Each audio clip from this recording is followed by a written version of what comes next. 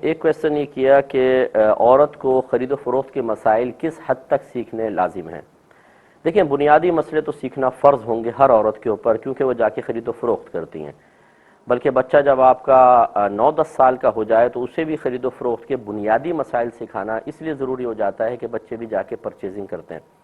تو خواتین کو ضروری مسائل سیکھنا بہت ضروری ہوگا کہ خرید و فروخت کسے کہتے ہیں، اس میں مطلب کس چیز سے بیع لازم ہو جاتی ہے، پھر خیار عیب کیا ہے، خیار شرط کیا ہے، خیار رویت کیا ہے۔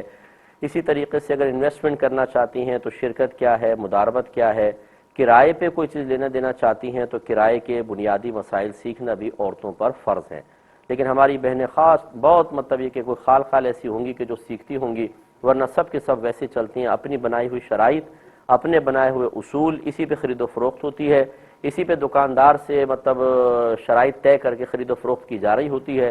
حالانکہ اتنا زیادہ گناہ ہوتا ہے، میں آپ کو بتاؤں کہ یہ الٹی سیدھی شرطیں لگا دینے سے بیع فاسد ہو جاتی ہے۔ بیچنے والا بھی گناہگار اور خریدنے والا بھی گناہگار، لیکن نہ بیچنے والے کو پتہ ہے نہ خریدنے والے کو کہ روزانہ ہمارے نامہ اعمال میں کس قدر گناہ لکھے جا رہے ہیں۔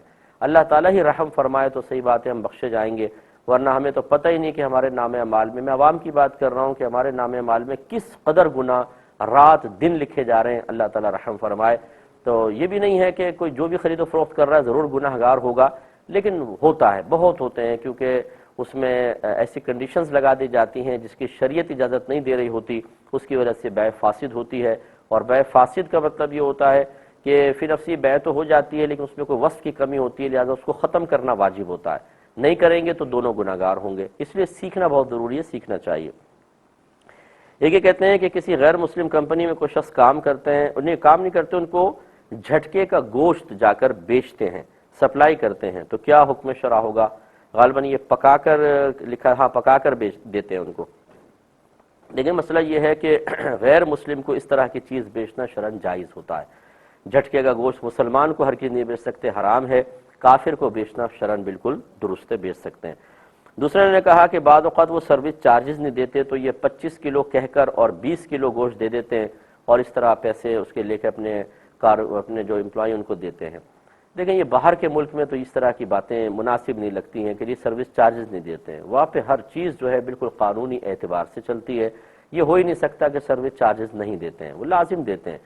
اگر نہ بھی دیں تو بہرحال اس طرح کی خیانت کرنا جائز نہیں ہے، کیونکہ وہ غلط کر رہے ہیں لیکن آپ یہ کریں گے تو یہ اللیگل ہوگا، اگر ان کو پتہ چلے شکایت کر دیں گے تو جیل ہو جائے گی۔ اور مسلمان کے لیے ایسا کوئی بھی کام کرنا کہ جس کی وجہ سے وہ اسلام کو یا اپنے آپ کو ذلت پر پیش کرے، یہ منع ہوتا ہے، لہٰذا اس کی پھر بھی اجازت ہرگز نہیں ہوگی۔ لیکن ہمیں سمجھ میں نہیں آتا کہ اس طرح کوئی کرتا ہو۔ سروس چارجز اگر طے ہیں تو وہ لازم دیں گے، یہ قانونی طور پہ ان کو دینا پڑے گا، ایسا کوئی بھی غلط نہیں کرتا۔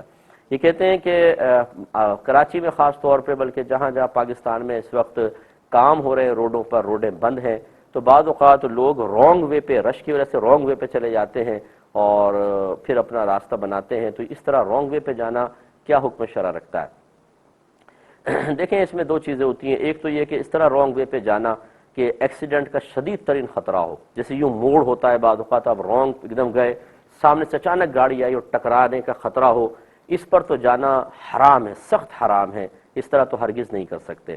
نمبر دو، اس طرح ٹکرانے کا اندیشہ نہیں ہے، لیکن جب ہم جائیں گے تو اس سے جو آنے والے ہیں، اس وے والے ہیں، ان کو تکلیف ہوگی، کنجسٹ ہو جائے گا ٹریفک، ان کو اذیت ہوگی۔ اور ایسا ہوتا ہے، رانگ وے پہ آتے ہیں، سامنے سے آ رہے ہوتے ہیں، اب وہ اٹک جاتے ہیں اور پھر کئی گھنٹے تک ٹریفک جیم رہتا ہے۔ ایسی اگر صورتحال ہو تو اس میں بھی جانا گناہ ہوتا ہے، ایسا ہرگز نہیں کرنا چاہیے۔ اور تیسری صورت یہ ہے کہ ادھر تو رش بہت زیادہ لیکن وہاں کی روڈ بالکل خالی ہے اور اگر نکل جائیں تو کوئی مسئلہ نہیں ہے۔ تو اس قسم کی صورتحال میں جبکہ اتنا رش ہے اور روڈیں بند ہیں، واقعی بہت زیادہ پرابلم ہوتی ہے، ہم تو کراچی میں رہتے ہیں، ہمیں بہت زیادہ اندازہ اور تکلیف ہو رہی ہے اس وقت، تو پھر اس طرح کی خالی روڈ کے اوپر نکلا جا سکتا ہے، اگرچہ یہ لیگل ہے، لیکن آپ یہ دیکھیں گے کہ جو پولیس والے ہوتے ہیں وہ بھی چونکہ صورتحال کو سمجھ رہے ہوتے ہیں، اس لیے کوئی بھی آپ کو نہیں روکے گا اور روکتے بھی نہیں ہیں۔ ہاں، جہاں رش جب زیادہ ہوتا ہے، جو میں نے پہلی تو صورتیں بتائی ہیں، تو اس میں سختی کی جاتی ہے، وہ تو ویسے بھی اگر کوئی پولیس والا نہ بھی کھڑا ہو تب بھی اس طرح نکلنا، میں نے آپ کو بتایا کہ وہ گناہ کی صورت ہے، اس لیے ان تمام صورتوں پہ غور و تفکر کر کے فیصلہ کیا جائے۔